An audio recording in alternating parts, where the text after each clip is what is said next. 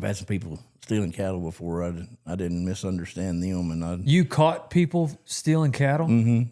How did that go down? Well, I left them laying underneath the pickup, turn the cattle loose. Did you suspect them? Did you just come upon them? Just come up on them. So you were going to go check your own cows? Mm-hmm. And at what point in the process were they? Fixing load the trucks. So they were in trucks, multiple. Mm-hmm. Dang. Like just they honk them in, or what happened? No, they just gathered them off a wheat field. Did you know these guys? Yeah. Oh, dang. This is an inside job. Yeah, a little bit, yeah. They just you get busy shipping, like we used to run like 10 to 20,000 head of yearlings a year. And, starting like March 15th, you get to make everything where you can be everywhere at one time, or at least keep some of your help somewhere at one time. You got to line your trucks up with the weather and the way the grazing plays out, and kind of depending on what a farmer wants to do with his wheat or whatever. You're trying to get stuff going. You can get pretty busy and not be able to be in some places at some time, So you got to hustle around, do the best you can, and they know you get busy. So it's pretty easy for them to slip off if you're not paying attention with something. Was it just like, sure enough, like they knew they were stealing, and like you caught them red-handed, or did they have some type of excuse? They got 28 head across the river. They ended up getting that many. So they did steal some. They did steal some, yeah. Yeah. And we've had another deal. Had some guys pull up. We were up there at Walters, and we leased I don't know, maybe it's a 100-acre trap or something off some people. We had 4,000 or 5,000 head of cattle up there, and 45,000 head of cattle. 4 to 5. Oh, gotcha. 4,500, something like that. Gotcha.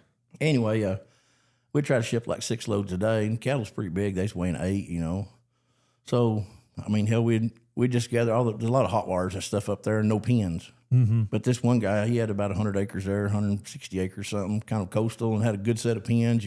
All weather, you get in and out with trucks. And we'd gather some cattle off them hot wires and kick them in that trap at night. The people that owned them was feeding them. And they were all going to Kansas. So we'd just gather 6 truckloads, throw them in there, and leave them. Well, we've been doing that for 10, 11 days.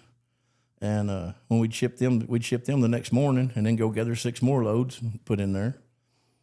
Hell, we had guys pull up. We had counts. We counted them like 3 times. 3 or 4 of us counted them, We had a good count going in there. Knew we had our count. The guy had good fences around there. We had some couple guys pull up with a 36-foot trailer. Said, hey, we run some cattle over there by y'all. Said, we're missing a couple. Did y'all see them? Said, no, sir, we sure didn't. But, we just kind of gathered them and threw them in here, and we were looking, but we sure didn't see nothing. He said, well, you mind if we look through there? I says, no. Said, if you got something in there, well, go ahead and get it. It's like 3 o'clock in the afternoon. We've been getting up 3 o'clock in the morning. We're still a couple hours from home, so we thought, we're going to go to the house, but hell, y'all are free to look. Do whatever, And the next morning, we're about another 30 head short. Dang. Just what would fit on that trailer. Did you... None of us thought to get a license plate, or we knew what they looked like, but we didn't know their names, and nobody could remember nothing. You never caught them. Never caught them. Golly, how heavy were the cattle? You said they weighed 8. 8. Mm-hmm. Ooh, that's a $2,000 animal now. It is now. Hell, back then they probably wasn't worth 500. Right. Yeah. Woo, man. But it happens more than you think. We had them drive through the ranches and dart them. Put them really, yeah, and then come back around, and either butcher them, or if there's enough of them, then 3 or 4 of them grab a calf, 400 or 500 pounds, pick him up, put him back to pickup, haul ass, or with a trailer or whatever, Right.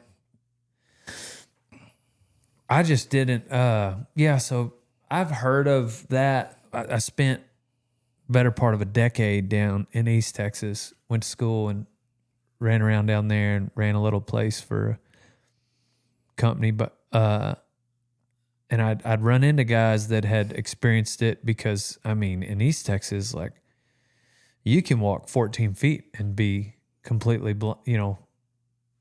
invisible because of all the trees and everything. But out here, you kind of got to drive a little further before you're out of sight. Yeah, especially with the dust. And yeah, so I didn't realize there were some people that had that much experience. It sounds like you got a few stories about it. Yeah, that's over a long time, but it Right. happens. Yeah, of course. But still, yeah, man, that God, that'd make me so mad pulling up on somebody. It's pretty hard to hold your temper back. How did the fight go down when you caught the guys with the trucks? They ended up under the truck. Yeah, I just left them laying there. Yeah. Turn the cattle out. You turned them out. Mm-hmm. Yeah, gotcha.